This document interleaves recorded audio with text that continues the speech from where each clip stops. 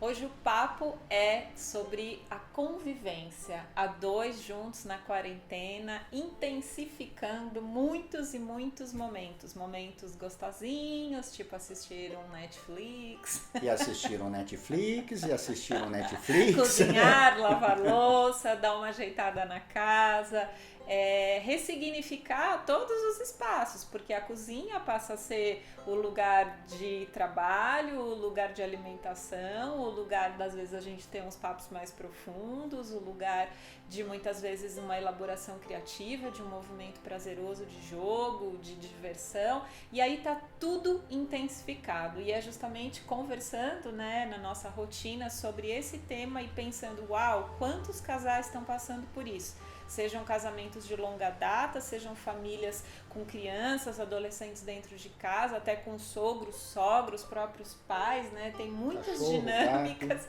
que estão bastante acumuladas, vamos dizer, acho que é a palavra melhor para isso. E aí, como que fica esse lugar? Fazer junto, olhar o comum.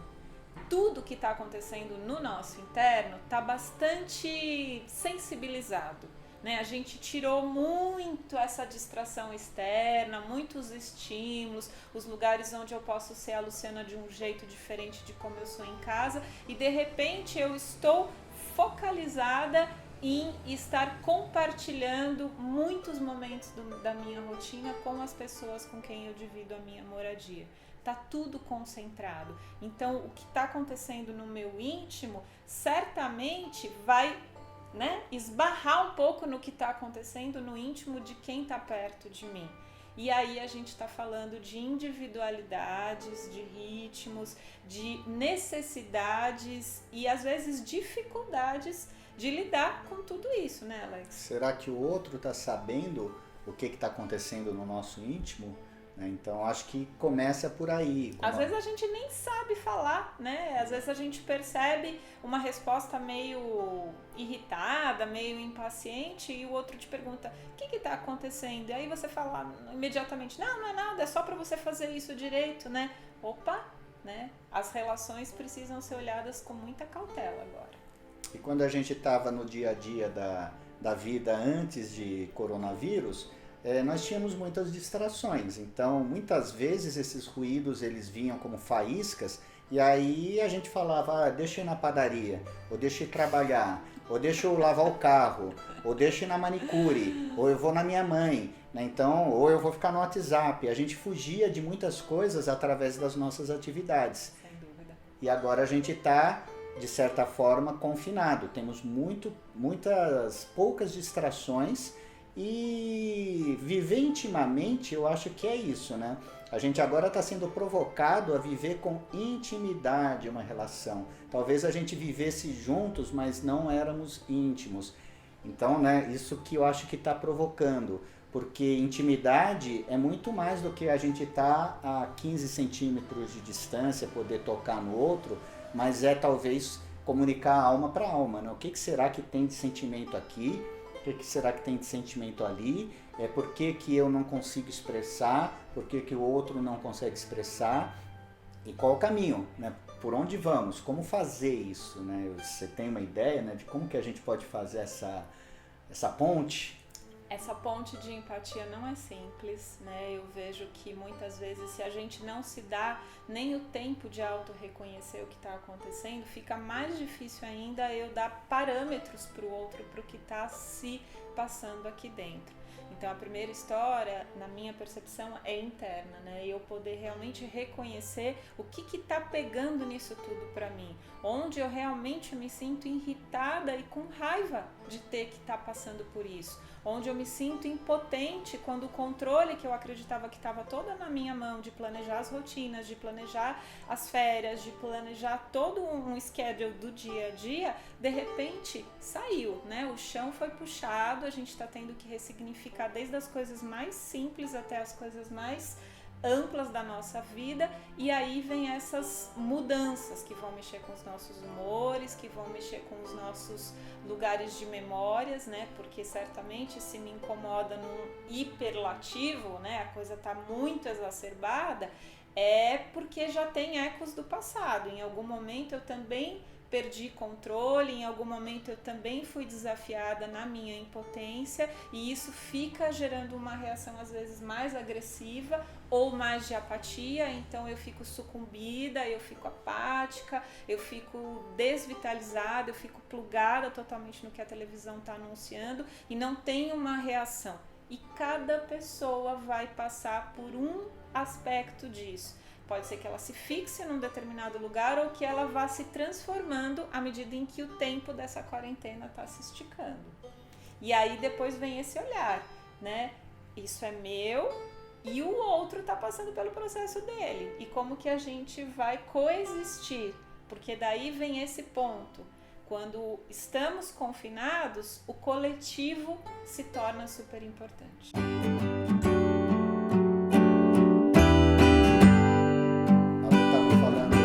Eu fico irritado, né? A gente fica descontrolado, a gente fica compulsivo nesse processo da quarentena. Eu acho que em primeiro lugar é a gente reconhecer isso. Eu estou irritado, eu estou com medo, eu estou ansioso, eu estou compulsivo. E se for possível, a gente pode falar com o outro. Porque a relação íntima significa eu estou compartilhando os meus sentimentos, mas como é que a gente fala? Eu vejo assim que um dos problemas em relação, seja de casal, amigos, família, geralmente a gente se sente muito culpado pelo estado do outro. Então a gente acha que é muito responsável. Se a pessoa está depressiva, eu fiz alguma coisa. Se a pessoa está irritada, eu fiz alguma coisa. A pessoa está triste, eu fiz alguma coisa. Ou mesmo que eu acho que eu não fiz alguma coisa, eu acho que eu posso ajudar a pessoa a sair desse estado. A gente se coloca num lugar muito de Salvador, né? Enfim, de um lugar que não tem sentido. Então eu acho que ao mesmo tempo que a gente deve entender e validar os nossos sentimentos, a gente também precisa criar uma certa distância de saber o problema do outro é do outro, o problema meu é meu, cada um cuida do seu problema, mas a gente pode compartilhar, né? Isso é muito interessante porque eu vejo o quanto que isso aproxima as relações, né? O quanto que a gente fica humano, né? Quando percebe, nossa, o outro está triste. Aí eu vou compartilhar, ele está triste, eu vou compartilhar o momento dele, não posso transformar a tristeza dele em alegria, mas eu posso estender a mão, né? E aí eu acho que a gente começa a entrar nessa questão de intimidade. E é um ponto que ele vai estressar, né, também, porque quando a gente está se vendo desnudando em tantos aspectos para o outro, muitas vezes isso não vai ser extremamente leve nem confortável. E isso vai provocar, né, o quanto eu me permito realmente me mostrar na intimidade para o outro. Eu queria só fazer um parênteses. As parênteses. minhas sombras, as minhas raivas ocultas. E só fazer um parênteses nisso. A gente não foi ensinado que isso é legal numa relação. Né? A gente olha uma relação e tem uma ideia, né, muito infantilizada de que a boa relação é aquela onde ambos estão mostrando uma cara social legal, um sorriso, né, que estão extremamente felizes, né? E especialmente para nós mulheres isso é quase duplicado, né? Porque a mulher ela sempre deve preservar, né, esse bem comum da relação, né? Isso é mais ainda estimulado. E isso não é real, né?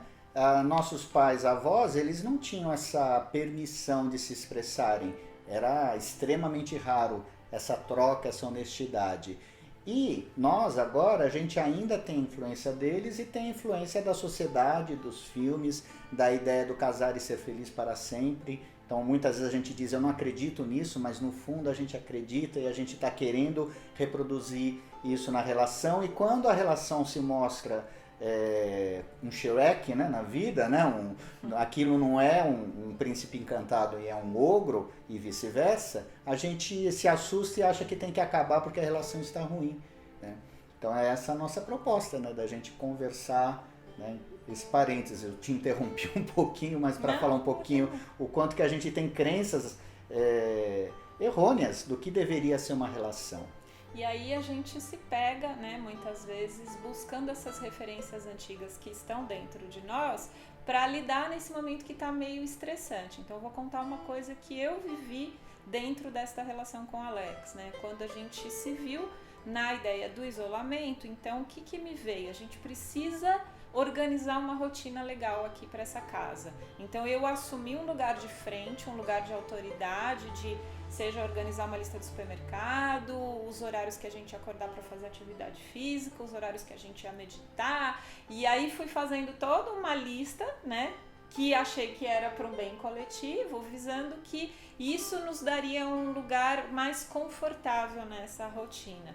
A gente foi vivenciando e eu percebi que isso estava, ao invés de contribuindo, estava gerando essa sensação de rigidez, né? Estava me deixando mais preocupada em organizar e fazer a coisa funcionar do que muitas vezes tá fluindo de acordo com aquilo que estava acontecendo. Até porque eu também não estava sendo tão metódico quanto ela gostaria que eu fosse. E fui percebendo nessas informações, não chegou a gerar entre nós um conflito, uma situação estranha, mas eu fui percebendo, o ritmo dele é diferente do meu ritmo.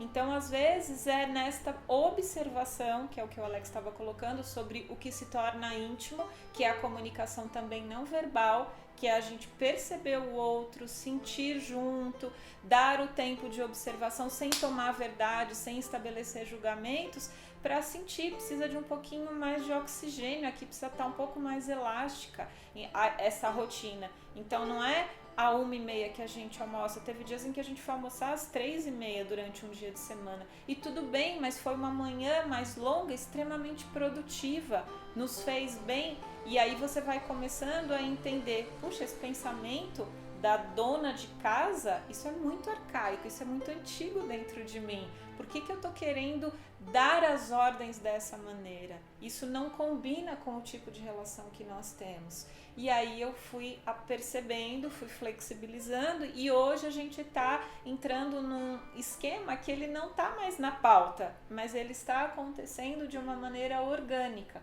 Claro, se você tem crianças pequenas, se você precisa dar uma ordem mais certinha, é claro que isso vai precisar também dos ajustes necessários. O ponto que eu trago é justamente a gente perceber onde a gente quer buscar esse controle de novo, exercendo aqui um papel de autoridade que possivelmente estava direcionado para uma outra área da minha vida que deixou de acontecer agora. Então eu transfiro essa minha necessidade de ter que ter controle e autoridade para dentro, só que é outra realidade, então a gente precisa estar muito atento ao que está sendo transferido para dentro de casa, o meu lugar rebelde, o meu lugar de autoridade, o meu lugar de exatamente ficar muito exigente em certas questões de atenção, né? Opa, estamos convivendo juntos de um outro lugar.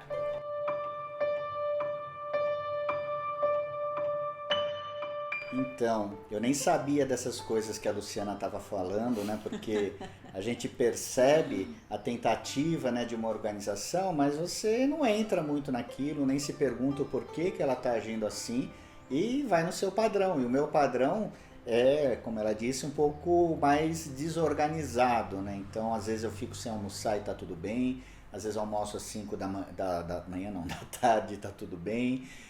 Enfim, os meus momentos são menos rígidos, são mais fluidos, mas para ela isso pega, né? E aí ela tentou trazer algo, mas que também não era ela, né? Porque a Luciana é uma Sim. pessoa autônoma, então muitas vezes ela também não estava em casa, muitas vezes ela saía para trabalhar e ficava o dia inteiro fora. Então olha que interessante como esse lugar da quarentena nos coloca em papéis que não são nossos, ou às vezes são, mas eles estão distorcidos. É como se a gente vestisse um uniforme de algo que não é nosso, de um trabalho, de uma função que não é nossa, e a gente se sente desconfortável. Como é que eu faço isso? Então a gente ouviu dizer que deveria ser de tal jeito, a gente tenta fazer e não funciona. Quase uma expectativa, né? Agora eu vou poder cuidar, né? Nesse sentido. Sim. Eu acho que essa minha motivação tem a ver com isso, né? Esse é o meu lugar do cuidado com a família. Exato. E olha que bacana, porque apesar dela não ter falado, houve um reajuste meio que natural entre nós. Então eu fui entrando numa certa organização um pouco maior, e ela também foi cedendo essa questão do horário, e a gente nem precisou falar nada. Mas houve uma coisa interessante que ocorreu comigo e que eu acho que tem a ver com esse ajuste aparentemente fluido, e não verbal, que quando eu percebi a quarentena, uma primeira semana eu fiquei muito desajustado, muito incomodado, e aí eu parei totalmente, eu falei, não vou fazer nada, vou parar minhas redes sociais, o trabalho já tinha parado mesmo, então eu entrei num lugar um pouco introspectivo, né, que me levou a medos, que me levou a insegurança, que me levou a uma desaceleração forçada, e eu tive que sair do meu piloto automático.